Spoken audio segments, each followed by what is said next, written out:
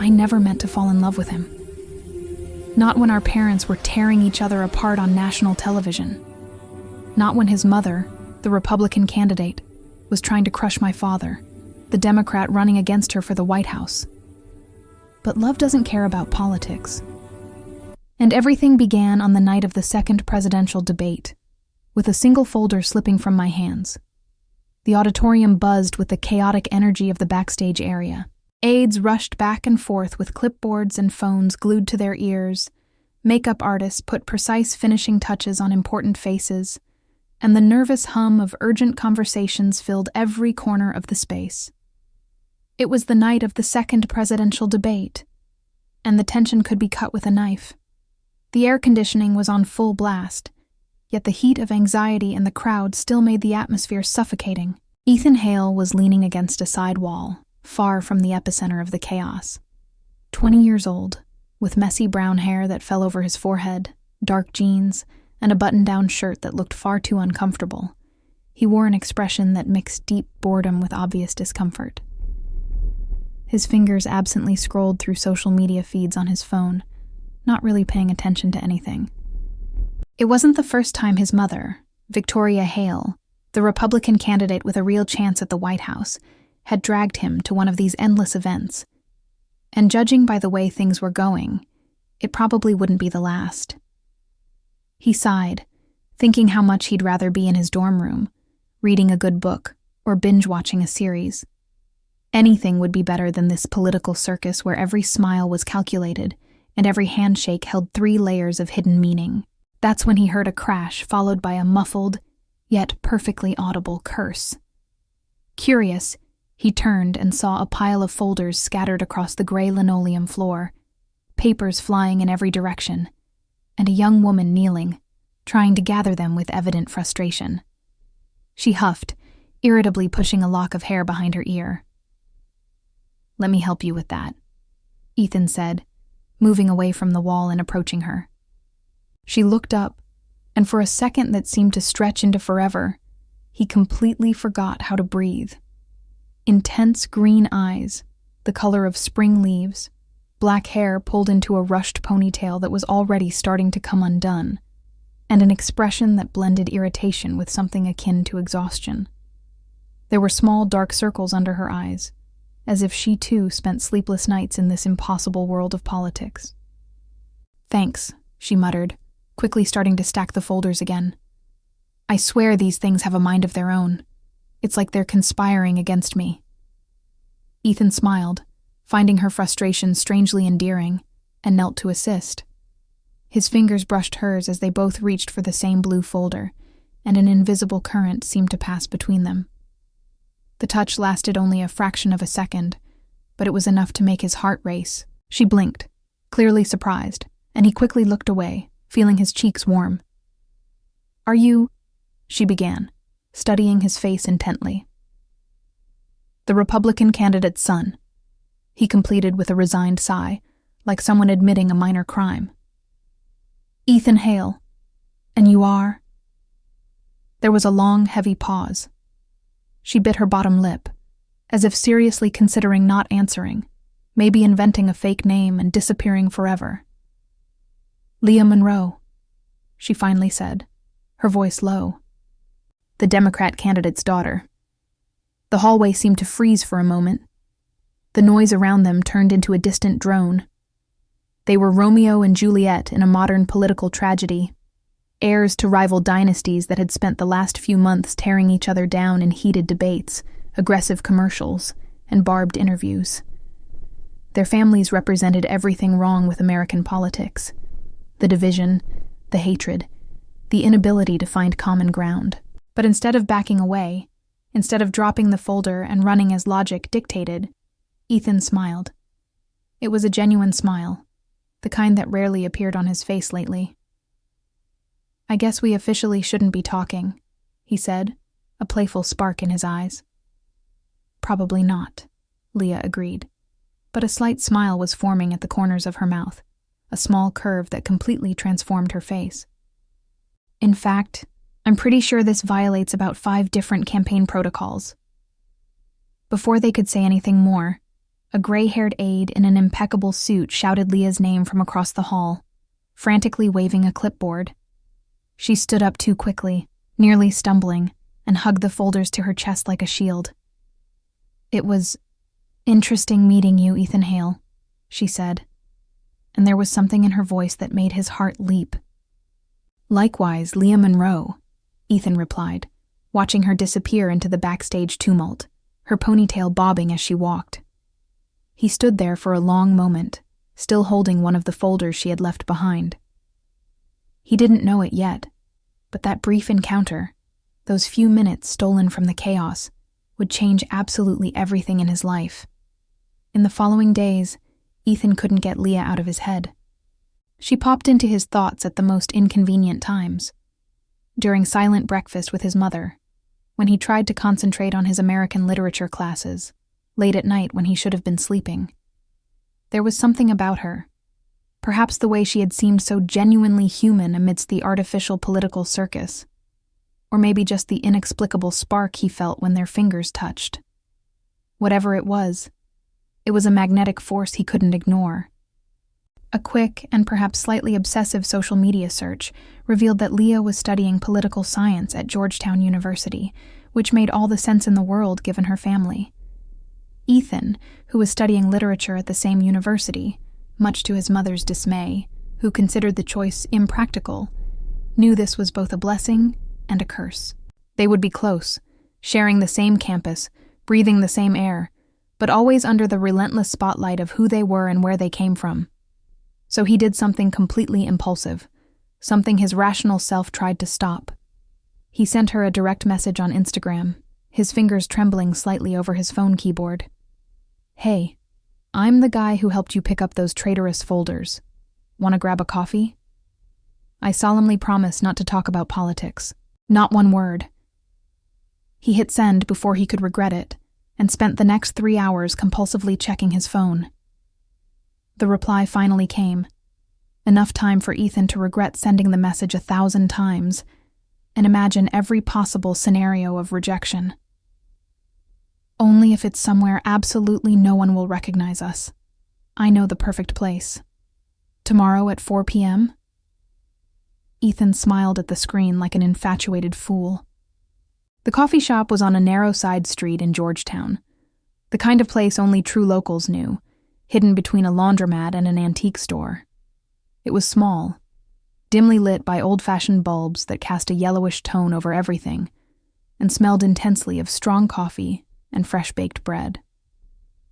The walls were decorated with faded posters of indie bands nobody remembered anymore.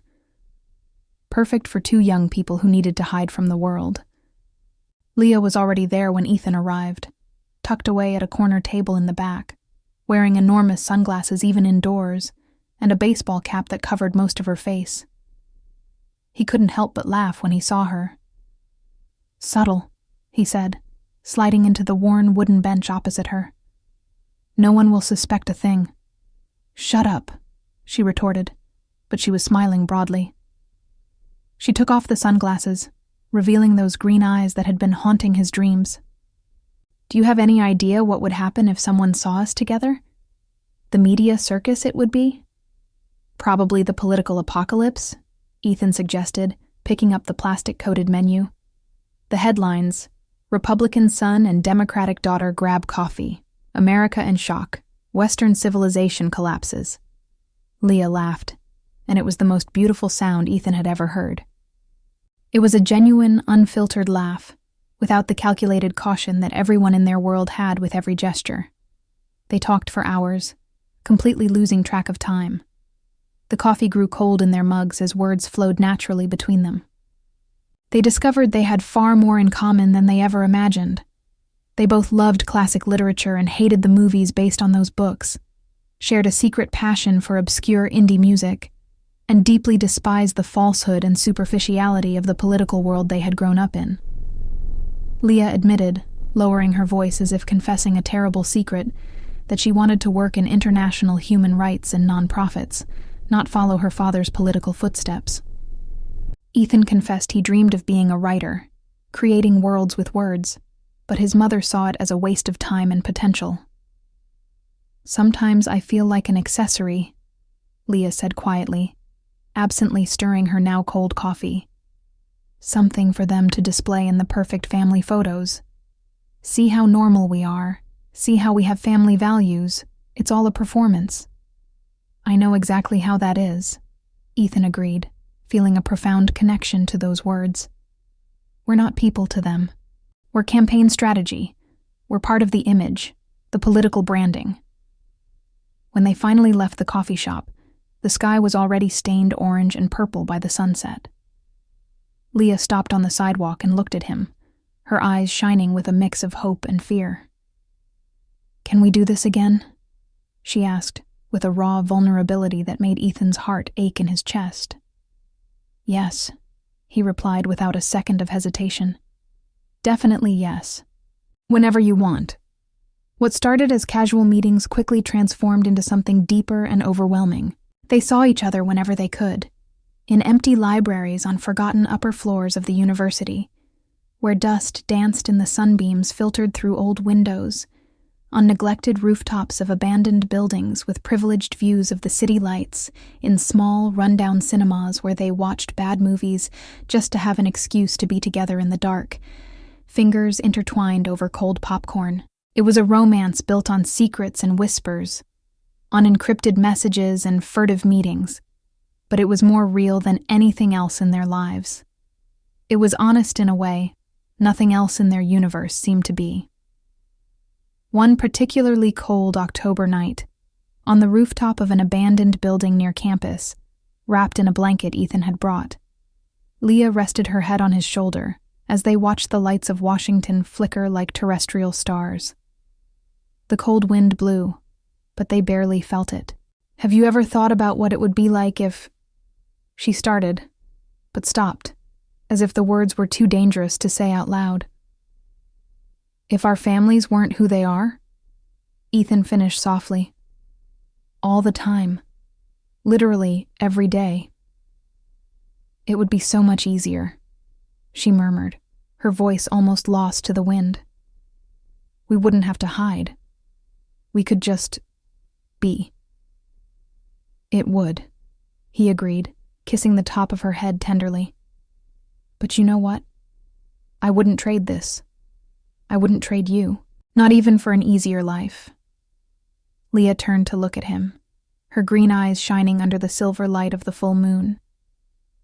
There were tears there, but also something that looked like hope.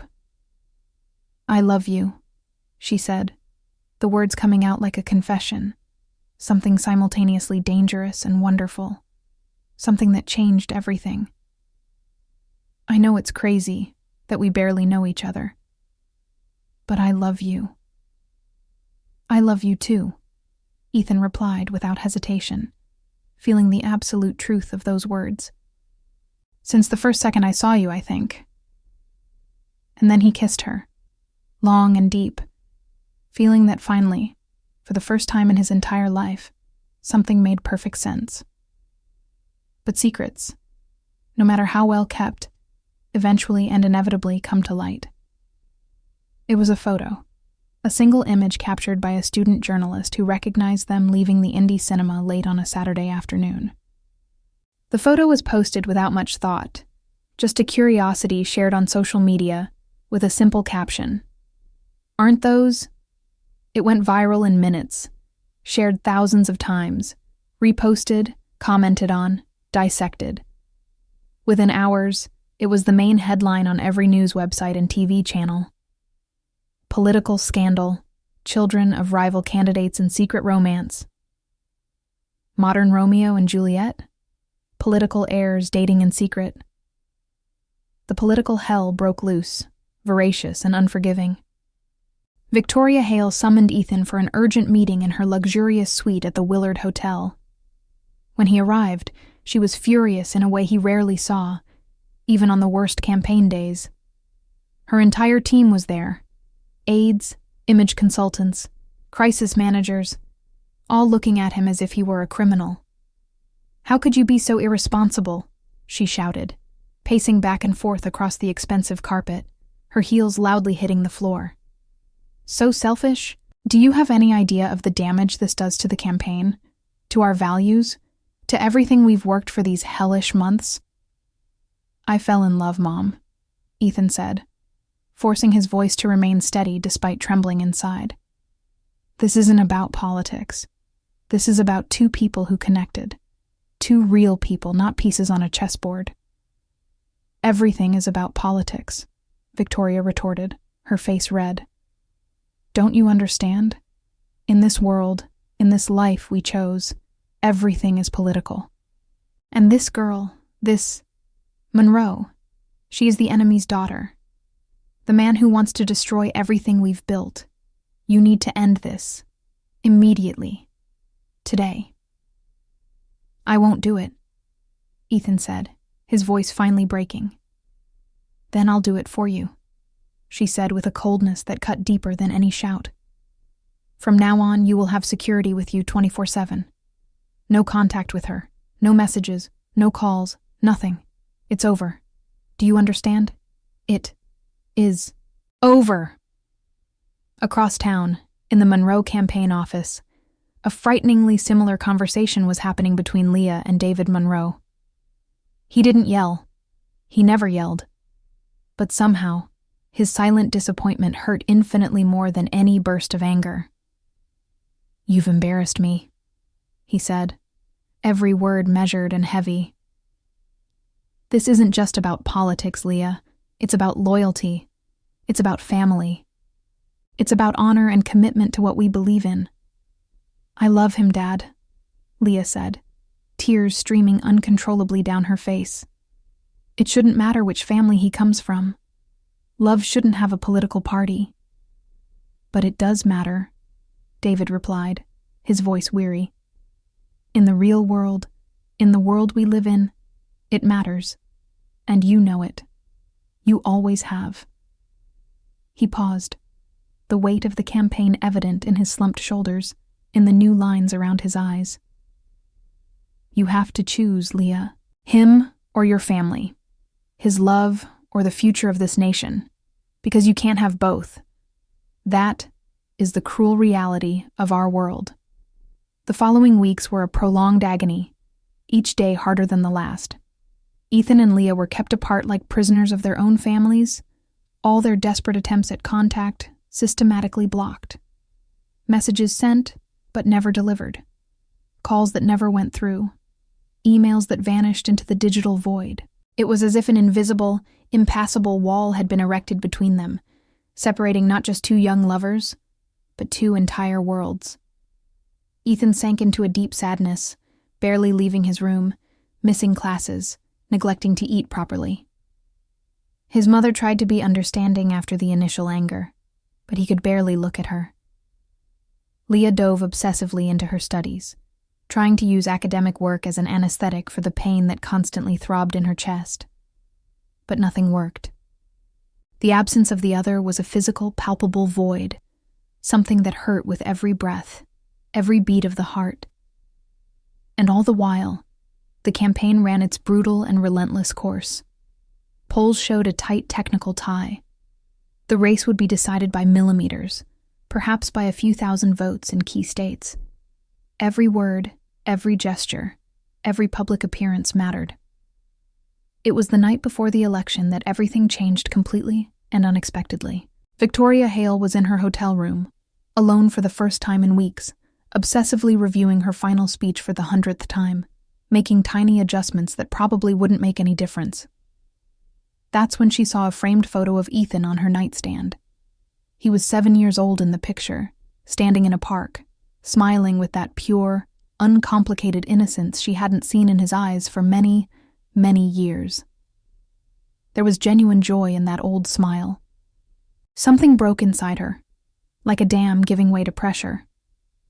She thought of all the countless times she had put her career before her son, all the lost opportunities to truly know him, to be present, to be a mother before a politician.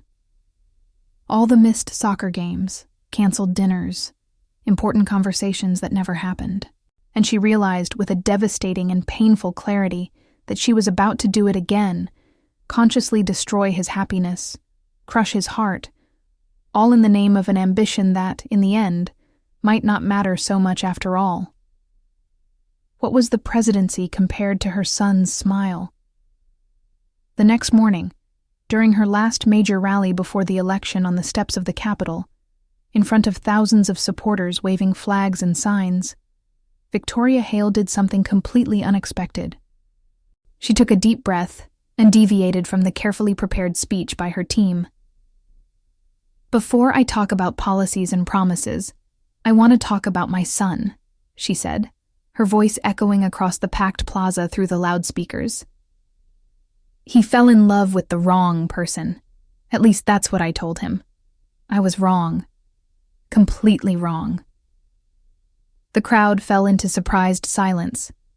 TV cameras focused intensely on her face. "My son showed me something fundamental that I had forgotten amidst this brutal race. That love knows no political parties. That genuine human connection is infinitely more important than ideology.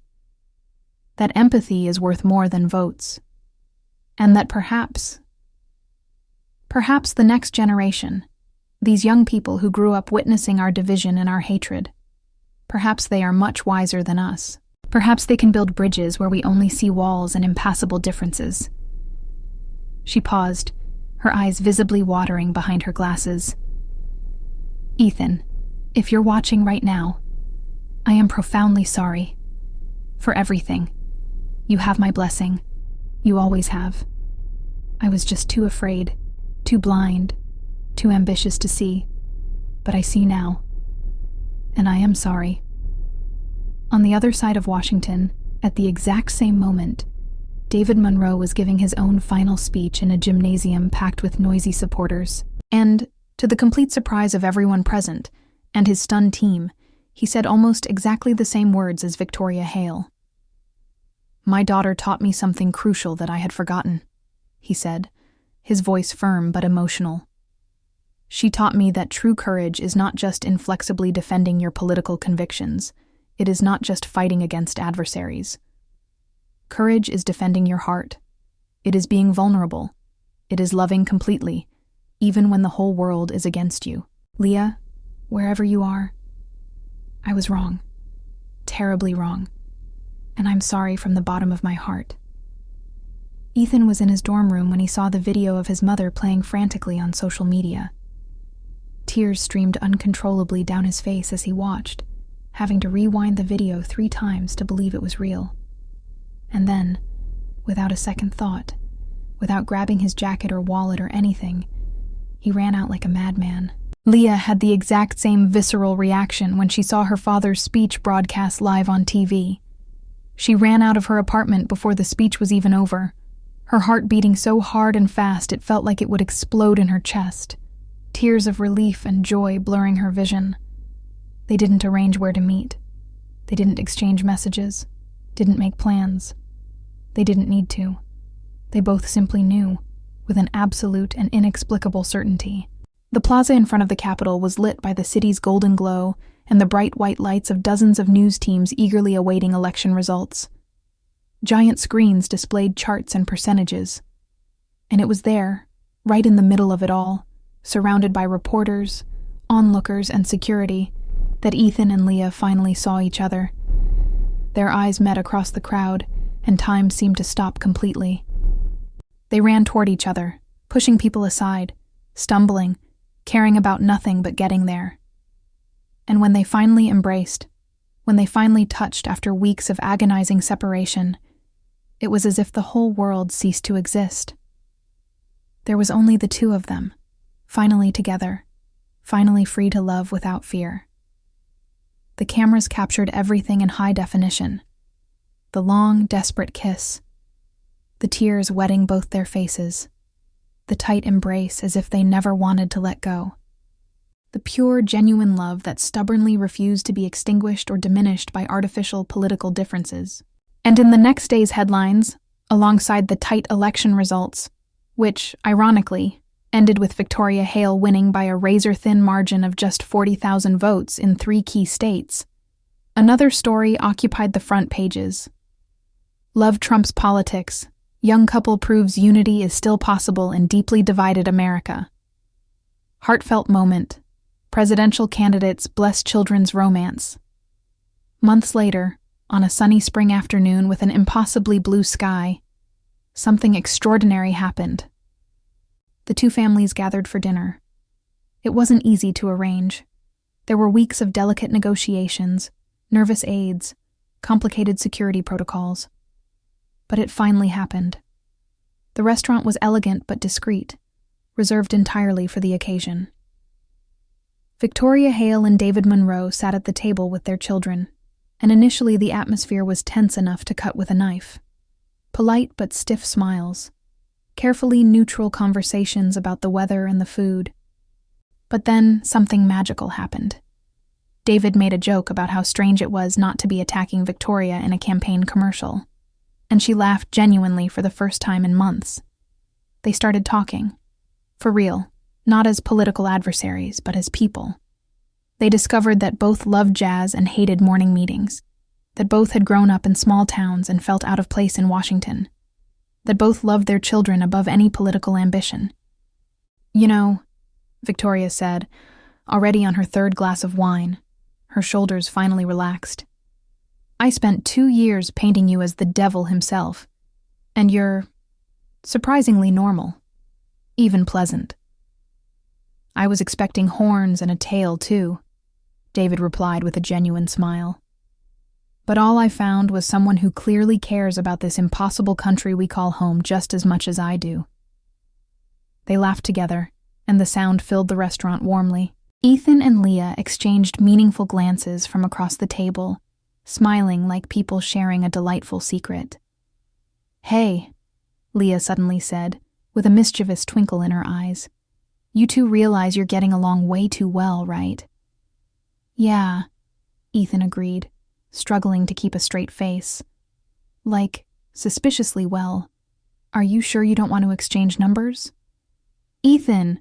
Victoria exclaimed, but she was blushing and laughing at the same time.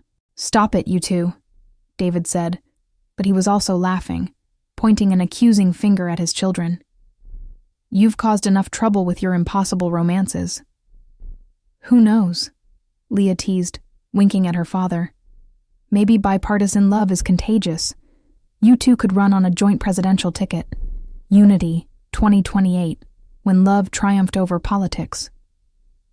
All four burst into genuine laughter, the kind of belly laugh that brings tears to your eyes. Other restaurant patrons looked on curiously, having no idea they were witnessing something historically improbable.